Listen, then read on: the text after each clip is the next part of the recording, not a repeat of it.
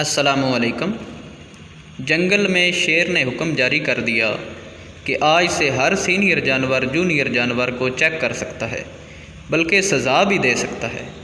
باقی جانوروں نے تو اسے نارمل لیا، پر بندر نے خرگوش کو پکڑ لیا اور راہ کے چپیڑ کاٹ ماری اور پوچھا کہ ٹوپی کیوں نہیں پہنی؟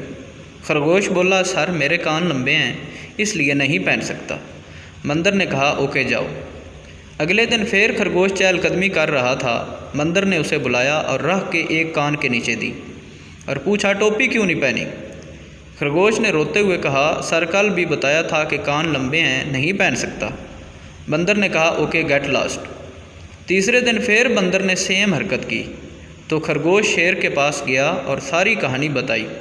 شیر نے بندر کو بلایا اور کہا ایسے تھوڑی چیک کرتے ہیں، اور بھی 100 طریقے ہیں۔ جیسے تم خرگوش کو بلاؤ اور کہو جاؤ سموسے لاؤ، اگر وہ صرف سموسے لائے تو پھڑکا دو چپیڑ اور کہو چٹنی کیوں نہیں لائے۔ فرض کرو اگر وہ دہی والی چٹنی لے آئے تو لگاؤ چپیڑ اور کہو آلو بخارے والی کیوں نہیں لائے، اور اگر وہ آلو بخارے والی لے آئے تو ٹکا دینا کہ دہی والی کیوں نہیں لائے۔ خرگوش نے یہ ساری کنورسیشن سن لی۔ اگلے دن بندر نے خرگوش کو بلایا اور کہا جاؤ سموسے لاؤ۔ خرگوش بھاگا سموسے لے آیا۔ بندر نے پوچھا چٹنی لائے ہو؟ خرگوش بولا یس سر۔ بندر نے پھر پوچھا کون سی؟ خرگوش بولا سر دہی والی اور آلو بخارے والی دونوں لے کر آیا ہوں۔ بندر نے راہ کے ایک چپیڑ ماری اور پوچھا تو اے دس ٹوپی کیوں نہیں پائی؟